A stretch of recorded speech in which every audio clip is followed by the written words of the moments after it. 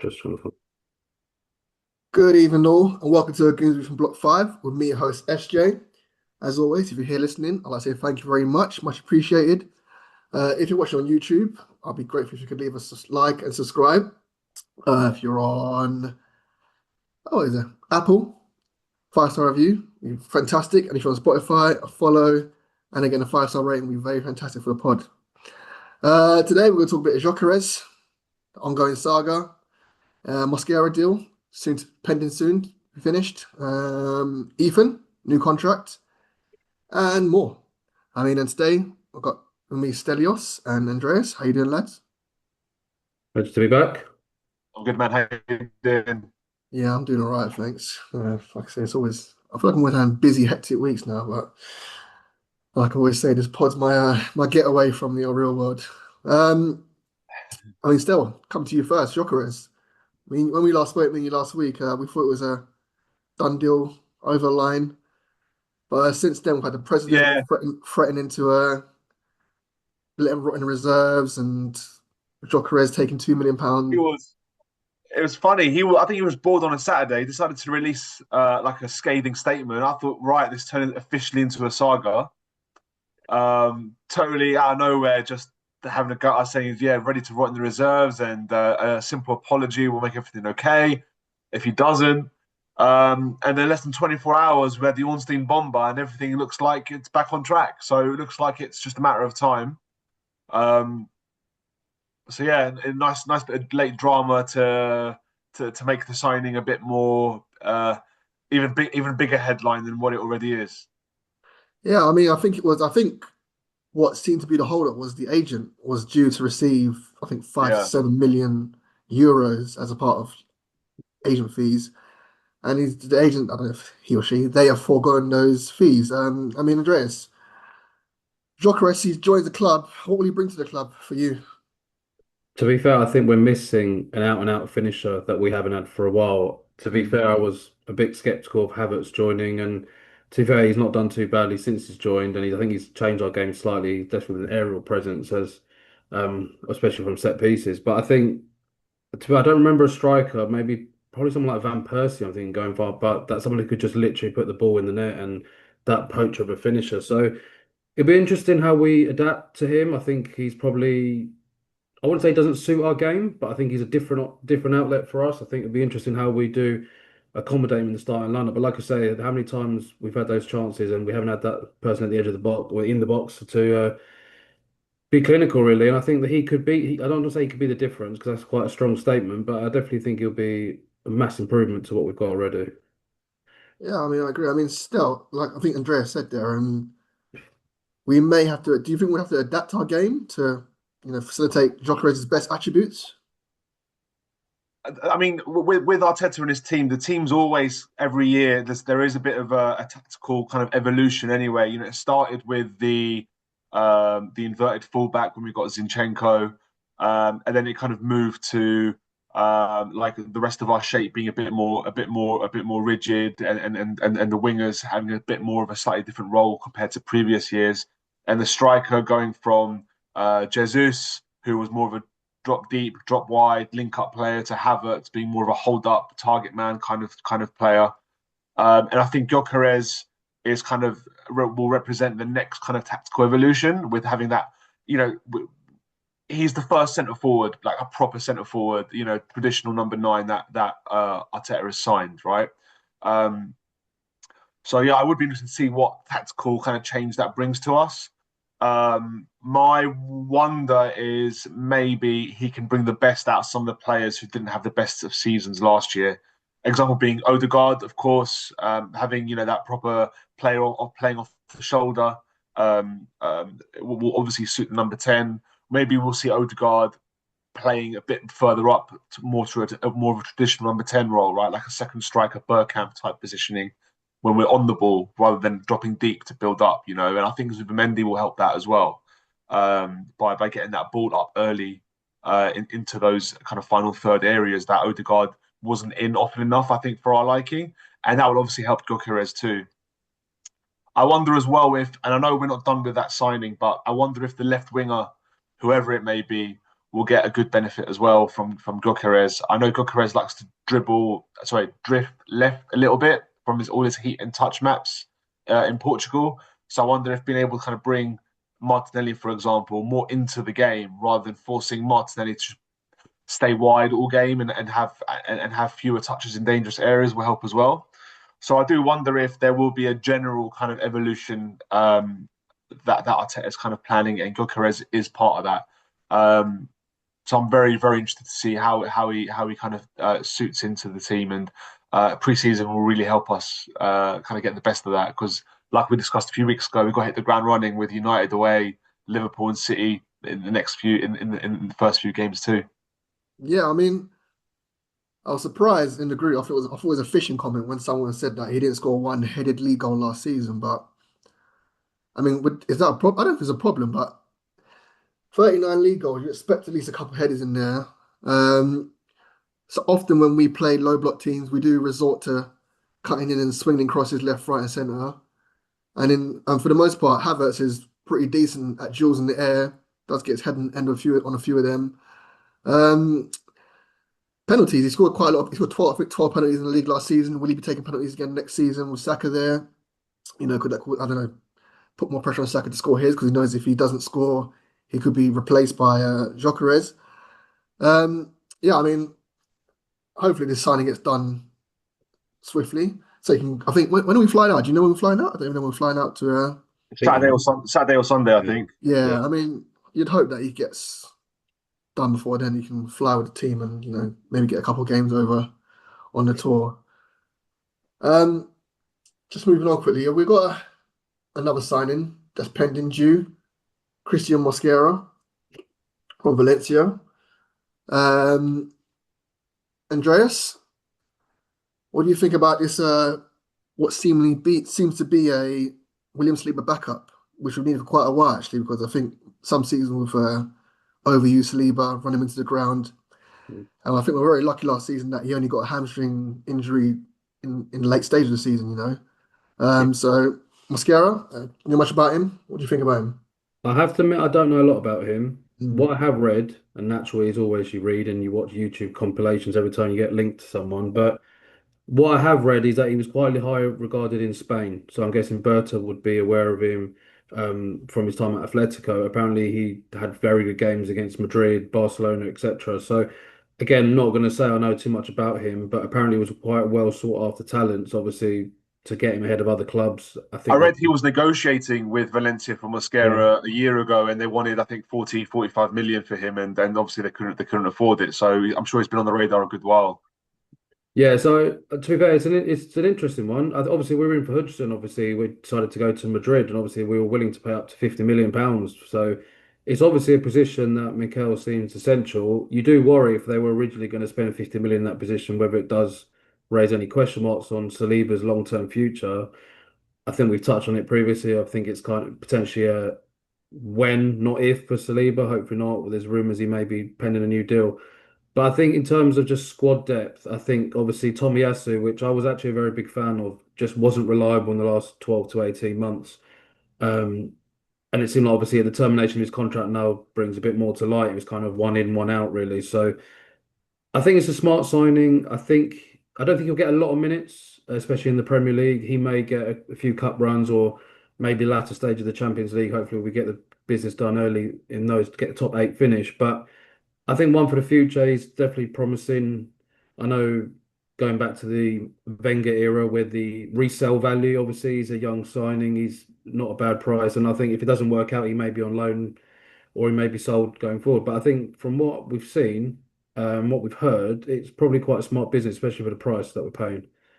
Yeah, I Yeah, I think read we're that paying he. 15 million. Sorry. I think we're just paying 15 million euros plus add-ons. So it's pretty, like I said, it's In pretty. today's market for a young, Yeah, promising talent, it's probably not a bad fee, to be fair. yeah. Still, Yeah, I read the last two seasons he's played the most minutes of any 21 and under player. Mm. Um, so obviously he's got probably more experience than maybe his age might suggest, which Arteta's always a fan of. He does what he does like those experienced youngsters. Explains why as well we're going after someone like Hato. He's like I think 19 and he's got two I think maybe two full seasons under his belt at Ajax. Um, I think we saw last season towards the end, that last month or so, we saw I think Saliba was properly shattered, both physically and psychologically. Right, for a centre back, you could tell he switched off quite a bit. If you remember the Crystal Palace goal, even the Madrid goal away, I know maybe that was just a bit complacent going 3-0 up in the tie, but I think we didn't see the best of Saliba in that last month or so.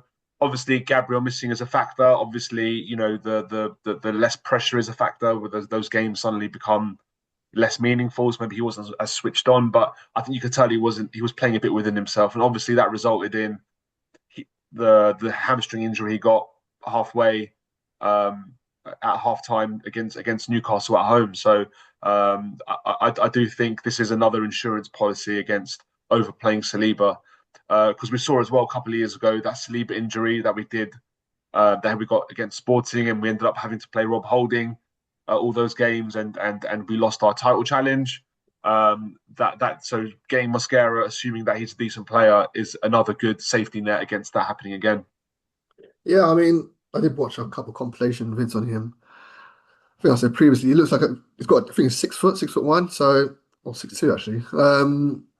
He looks like he's not moving at speed because he's gangly, lanky like myself, But he does cover ground at a decent pace, he uses his legs to just nicking his long legs just to nick the ball away from defenders as opposed to sliding. Decent aerially.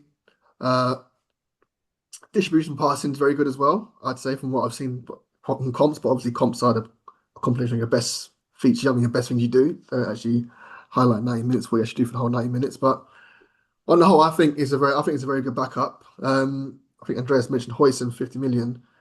I mean, if the quality is available, you're going to go for that kind of type of player. And I don't think that Mosquera, who's like Stas has been exposed to men's football at a high level in La Liga for a couple of years now.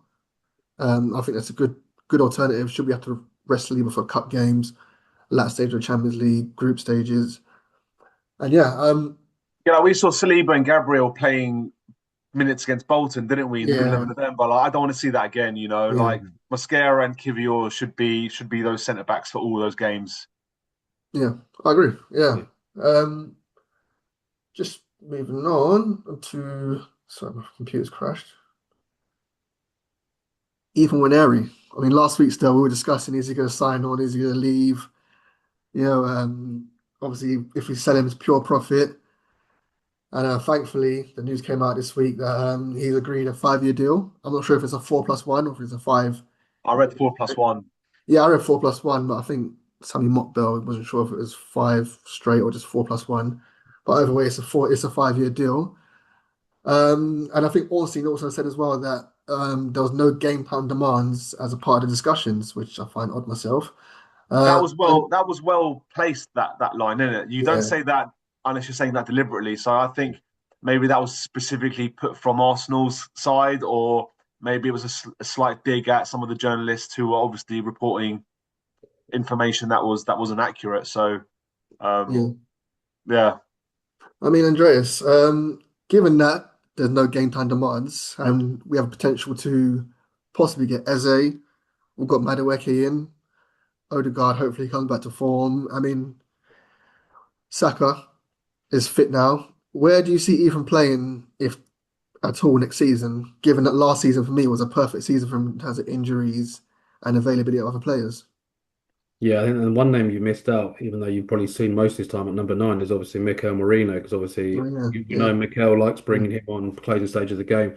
Obviously, to cover the first things first, I'm absolutely ecstatic that he's signing and he's staying, especially when there was, like I said, tabloid rumours he may be going to a Premier League rival and of all clubs, Chelsea. I couldn't think of anything worse. But obviously, it's fantastic news that he's staying.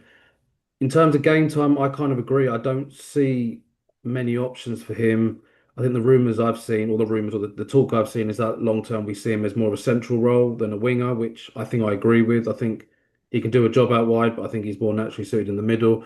But you've reeled off a list of names there, and I think for me, Eze, not the final straw for him, but I think it would really restrict his game time next year. I think obviously, depending on outgoings, I assume a few will leave the club. But I think game time, I do be a little bit concerned for him. I would want him to develop from what he had last year.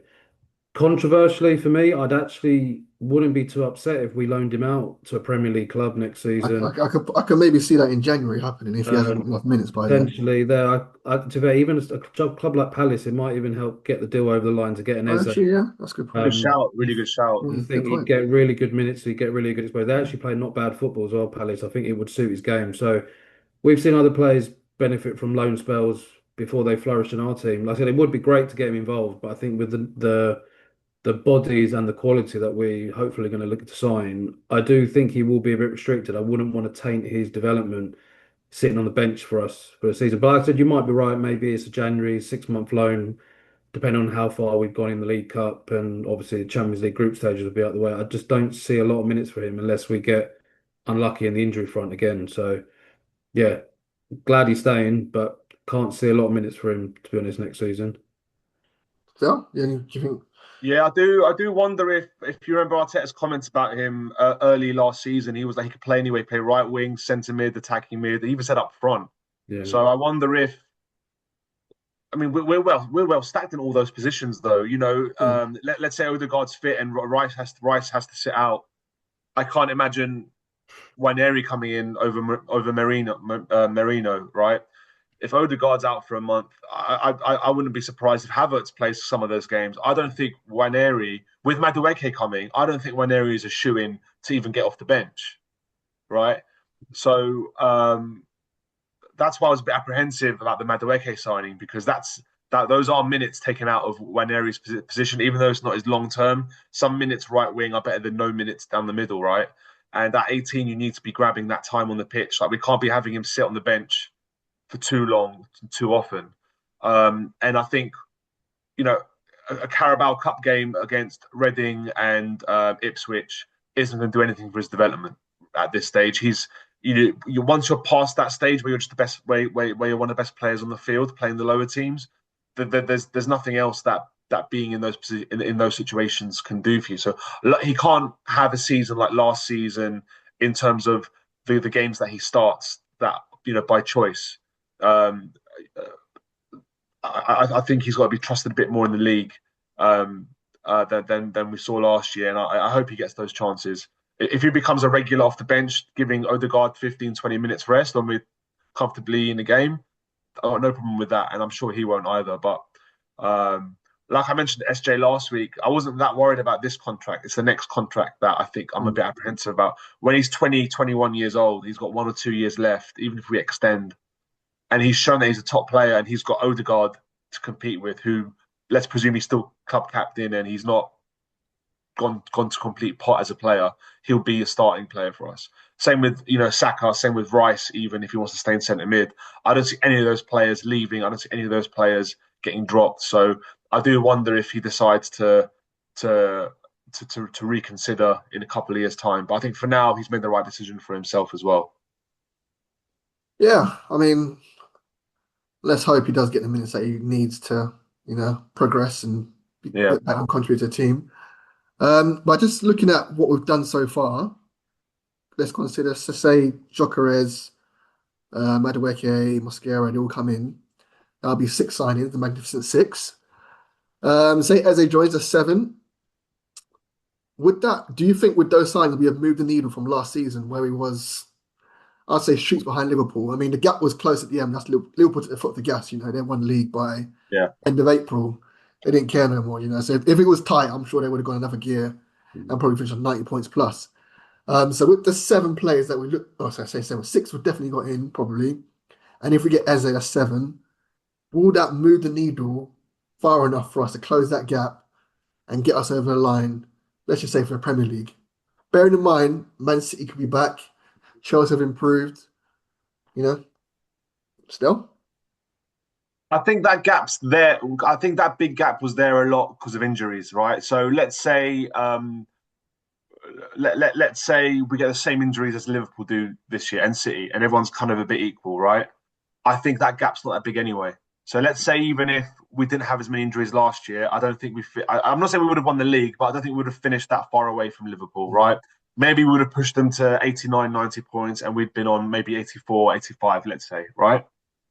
I think if you add the fact that Sterling was went down as probably the worst, one of the all-time worst seasons you'll ever see in an Arsenal shirt, right? Arguably worse than Willian, worse than any Mustafi kind of It season, was right? worse, yeah. And Madueke, all right, well, let's not change the narrative now because he's an Arsenal player. We're not going to say he's amazing, but he's still streets ahead of Sterling, yeah. Mm. And Eze, assuming he comes in, let's see. I still have him over Trossard, especially with Trossard declining a little bit, hitting that magic 30-year mark. And I have Zubimendi over Party anyway, right? Party had a good season last year. I don't think it was that great personally. I know people are very different on where they stand on his performances, but I think Zubimendi itself moves the needle. Let alone getting Mm. Gyokeres and better depth first over Sterling and upgrading that left wing with Eze and obviously the better defensive depth now with Mosquera too. So assuming we don't have another injury crisis and we get Eze and Gyokeres over the line, I reckon we should be up there. And bit of a wider discussion this, but I think the pressure's on Arteta, but from a good place. It's like I think we're ready now. Let's do it. Yeah. Let's manage our health better. We've got better options now to not overplay Gabriel, Saliba, or Saka now that we saw last year because we've got those backups in now. I reckon the boys are up for it this year. Yeah, I mean, last year we drew 14 games. Obviously, we've got Yeah. Gyokeres. Hopefully, those games where we're tight, it's tight in the last 5 minutes when you see the goal from the striker. Gyokeres pops up with a goal. Andreas, I mean, same question to you. Do you think we've done enough to move the needle to, bring Premier League to the club? I'm going to answer slightly differently. I think to bridge the gap between us, Liverpool, and City is hard to tell. I think a lot of it will depend on Gyökeres. I think we've actually moved the needle internally between the first string and the second string. Like Stel said, I think the backup options we're now going to have, even as far as Mosquera as a centre back option. Obviously, Tommy Esso was non-existent. Calafiori, for example, was injured most of the season. Obviously, Miles was a revelation. Obviously, that was a bit of pot luck. Saka's injury hurt us last year. Even Havertz's injury, we never thought we'd say that. Havertz's injury really cost us the second part of the season, and we had to play Mikel Merino up front. So I think we can rotate better. Hopefully that will help with the injuries. If we do need to rotate, that drop off isn't as big a drop off, I think. So hopefully some of those draws will turn into wins. From an Eze point of view, I agree he's an upgrade on Trossard, but I actually think he's more of a plan B or C. I think we were very plan A last year, and I think against the low block teams we struggled, and that did result in a lot of draws. We didn't have that plan B, and ironically, I think Havertz will be that plan B off the bench. I think we saw that a lot in his first season. I think he was giving us a different dimension off the bench. I think Eze will be a different dimension. And normally the Trossard Martinelli switch, whoever started would normally be poor, and whoever came off the bench would be our game changer. But I think when we were drawing games, I think it was either Trossard or Martinelli most Mm. games. They would normally sub one, and occasionally you have a Mikel Merino potentially just to change it up a little bit. But I think we've got a lot more options internally. We mix it, and hopefully we'll be a bit more unpredictable. I think we came very predictable to play against last year, and hence a lot of the draws. So look, 14 draws. If seven of those become wins, that's 14 points. That could be the difference, for example. And I'm not going to think we're going to go undefeated or not lose any games or not draw any games. But I think 14 draws is a hell of a lot of draws to have. And that could be the difference. And I hate to put the pressure on him, but Gyokeres, look, Liverpool got a Salah. City had a Haaland, albeit he didn't have his best season last year, but he still, I think, got a fair few goals. We shared the goals 2 seasons ago. We shared the goals around quite nicely. Last season, not as much, and I think we really struggled. I don't think we scored anywhere near as many. So look, pressure on him. He's big money signing up top, and he could make the difference. He could give us where we want to be. But yeah, I think it'll be tight. I don't think anything is guaranteed. Yeah, I mean, for me, we still had the players last season that got us to where we was. Well, minus Thomas Partey actually, but like you've said, I think Zubimendi is a natural upgrade on Thomas Partey. Um, and yeah, I think Gyökeres could be that X factor to help us get over the line. I mean, Mikel Arteta did say, well, reported by Charles Watts, that he doesn't see Madueke as a backup and he believes he can thrive. He was the one actually driving this actual transfer, which everyone was maybe surprised by. They might have thought it'd been Berta.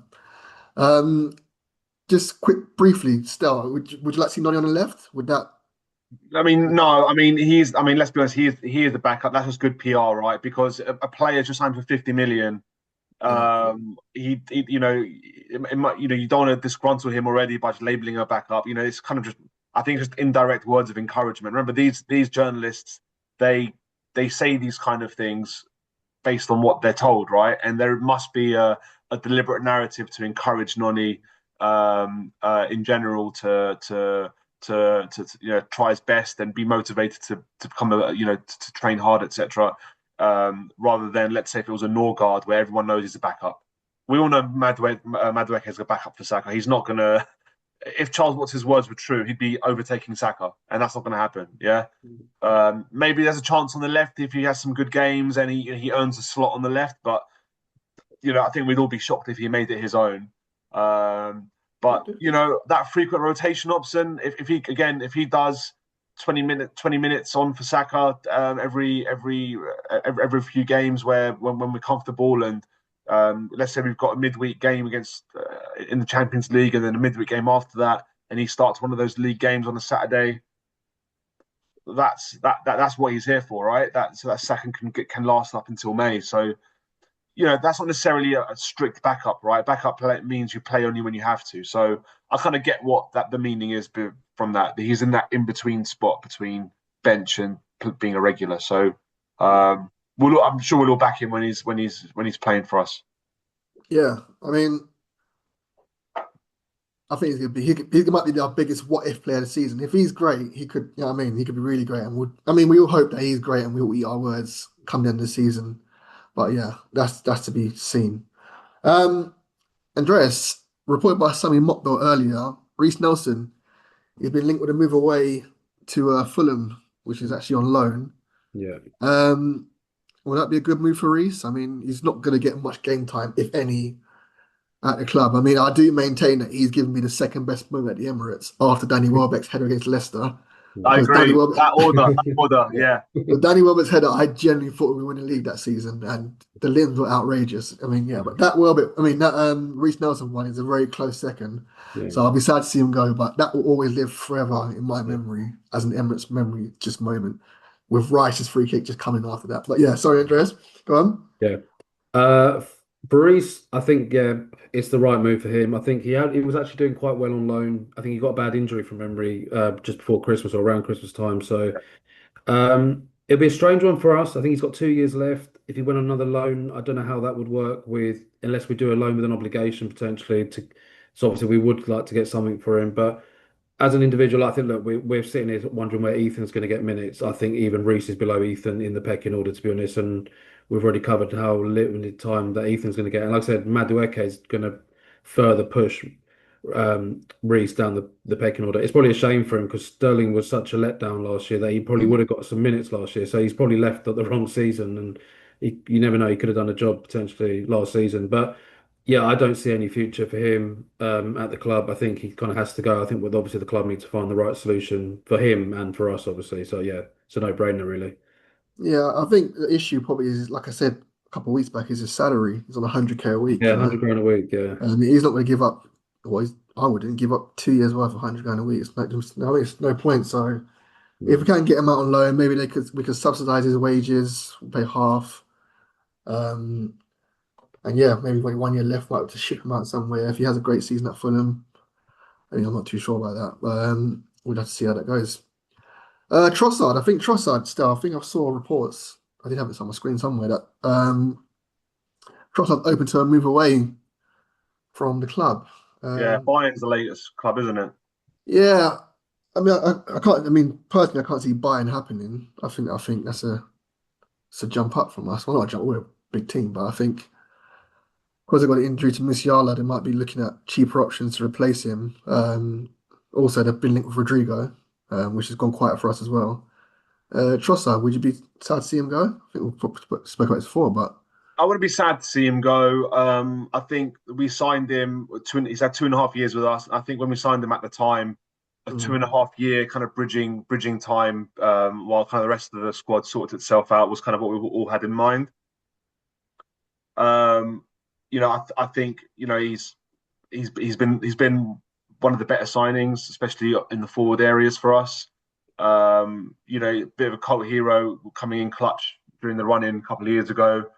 Similar to, Lundberg's hot streak in 2002 in the run-in there, but obviously the difference is that one helped us to the league and one we just missed out, right? But if we'd won the league that year, Trossard would have gone down in the Hall of Fame for his contribution to that season. But no, I think everyone's going to wish him well, and if it frees up space and capacity for an Eze or whoever else it might be to come in on the left as that next attacker, then even we're even more for it. So we didn't see the best of him last year, but we didn't see the best of any of the attackers, to be honest. So no one's going to be take that really with them as a specifically against Trossard. So as long as we get a decent fee for him and there's no kind of public fallout or anything like that, stories of broken promises. I wonder if the reports of increasing his pay a few months ago to now open to selling him.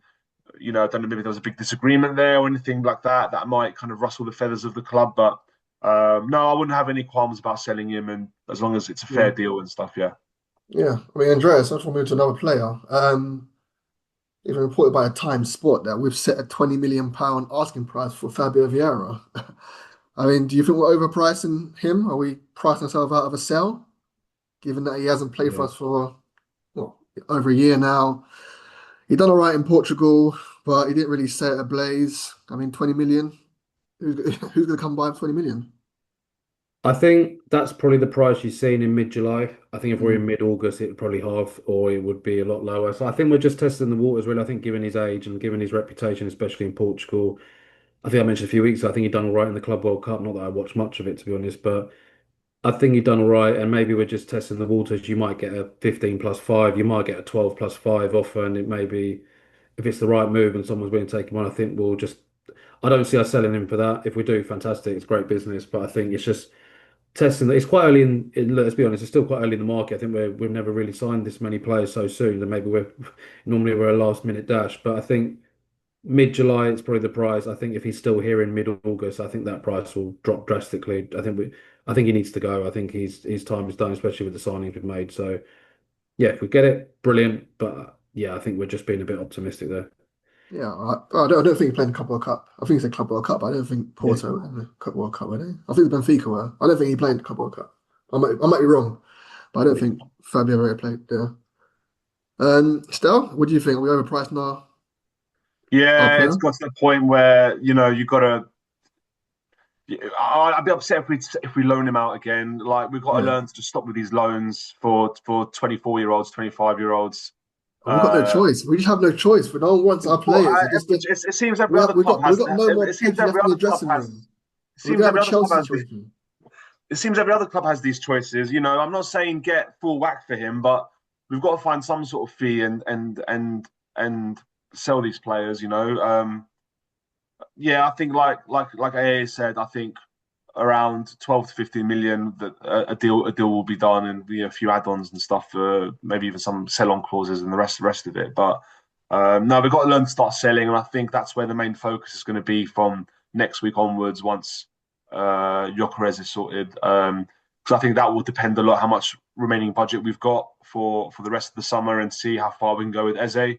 Um, yeah, like we know what his release clause is, and I get that we're trying to go a bit lower, but if needs must, and we got to hit that 68 million, whether we can do that and how close we can do that will rest on how the sales go. And loaning Nelson and Vieira is not going to help us buy Eze. No, cool. No. Definitely not. Definitely not. I mean, I just quickly, briefly want to just talk about um, our kit that's been showcased against AC Milan, our blue kit, our away kit. I can't remember what season, what year is it? Is it paying homage to? I just should probably check before I came on. Because I think that the second kit and the away and the third kit are paying homage to previous kits that we've worn in the past. It looks like that. Was it 98? The 98 away kit Yeah, I'm thinking the with, with Sega one. gunners on the back of the collar. That blue, the blue Yes, and yes, the, yes, the, yes, the yes, blue yes. jagged one. That was a Yeah. good. Yeah. So that's yeah. That would be yeah. Which player? Here's the question: which player do you think of when you think of that kit? Oh, I don't know. I'd say Generally, Bergkamp. like, yeah. Yeah, here's Bergkamp. Yeah. I didn't think of Bergkamp, but I was thinking, It's weird, you know. Everyone remembers a certain player in a certain yeah, kit. Yeah, Like yeah. the yellow and black squiggly one a couple of years ago is Havertz. Everyone sticks to yeah, Havertz, you know. Mm. yeah. True. Yeah. I mean, I think we're gonna leave it there for today. We'll be back again this Sunday for a preview pod for our first preseason friendly. I mean, thanks again, Stel and Andreas, for joining me today. Pleasure, man. It was great as always. Yeah. Thanks, My both. pleasure. Yeah. Uh, if you are listening, as said previously, please leave a like, subscribe, 5-star review, 5-star rating, wherever you're absorbing this pod. Thank you for listening. Until next time, all the best.